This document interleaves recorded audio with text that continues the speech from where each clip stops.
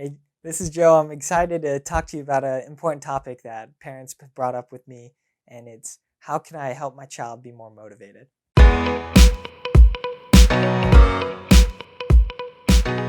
This is a common theme between parents trying to help get their child to do something, to find something they enjoy, and it's a great question to ask. And so I want to kind of go over this topic and how parents can really do this.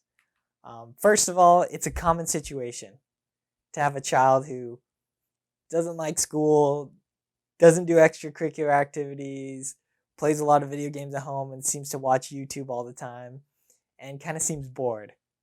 This is just a situation that all parents have to go through, right?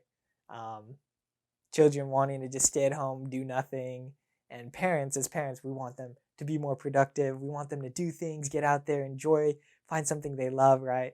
And that's not really the situation that we're often led in. So you might be in the same situation, having your child just sit at home, watch YouTube videos, play video games, and you might think they're wasting their time, right? But this can often bring a lot of fear into parents, right? So unexperienced parents, the first thing they're going to try and do is they overreact. So, find a solution with productive activities, trying to provide all these options, all these extracurricular activities. And then, when the children don't want to do it, it's forcing them, signing them up for these classes, for clubs, lessons, all these things that the children might not even want, right? So they start doing all these things and they're trying to sign them up. And what happens is they'll find that the children don't like to be forced. They'll get backlash, complaining, whining, rebellious behavior, not waking up to go to the classes. And it's kind of the worst thing to feel as a parent when your child blames you for their unhappiness, right? That you're forcing them to do something. And it often, instead of what we want, is getting them forward, pushing them forward into a better environment to get closer, to be more social and things. It actually takes you kind of like a step back in a way, as in it gives them a bad experience of what's going on, and so they're more likely to not do anything and not want to have to do any other things because they're forced to do things. So what I want to do is I want to kind of give you my experience and what happened with me when I was in high school, so that you can understand maybe what is best to do to help get your child more motivated. So my childhood, my parents were really relaxed. I was the youngest of 8, and I played video games a lot, ate lots of junk food, spent lots of time with my friends out late. I took lower placement classes so that I wouldn't have to do a lot of homework at night. And this was my life. And my parents gave me this freedom to choose what I wanted to do. Most people would say, wow, that was a lot of waste of time activities. And you wasted a lot of time when you're younger. But for people who really understand this, they'll realize that this was necessary for me to start to learn. This freedom that I was given helped me to learn. For example, taking lower placement classes, I started to learn I actually like challenges. I don't like to be bored in class. So I started to take more advanced classes, right? I learned that I wanted to be healthier. I didn't want to feel, poorly all the time. And so that helped me learn better health habits. Computer games, it helped me to learn actual teamwork, working with others, learning how to work with them. And all these things, right, help me to find out eventually what I actually really enjoy and learn more about myself. So, as parents here, realizing that not all the time when they're at home, YouTube, video games, it's a waste of time.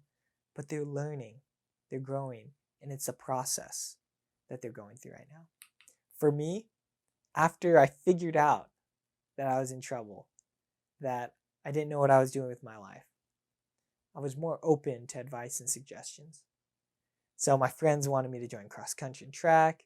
My brother helped me get a job, and I spent long hours working. My parents asked me to do yard work, took higher level AP classes. These were all things I did because I started to realize that I controlled my life. I had the freedom, and that I needed to make the most of it. And it's the same thing with your child. As you give them a little bit more freedom to choose things, they'll start to learn, And the process might be slow, but they'll start to learn what's going on and what's best for them. And they'll start being more proactive than reactive. And eventually, I found something that I love. I love working with high school students. I love being a family man and working out, being healthy. Those are things that I learned and things that I love now. And it's the same thing with your children. They're going to find something they love. Right now, they might not be doing much because they haven't found that yet. They haven't found those things that really they enjoy, that they want to do. But they will. And kind of some ways to help you understand what your child really loves. We often give 3 things as, an indicator that they really love something.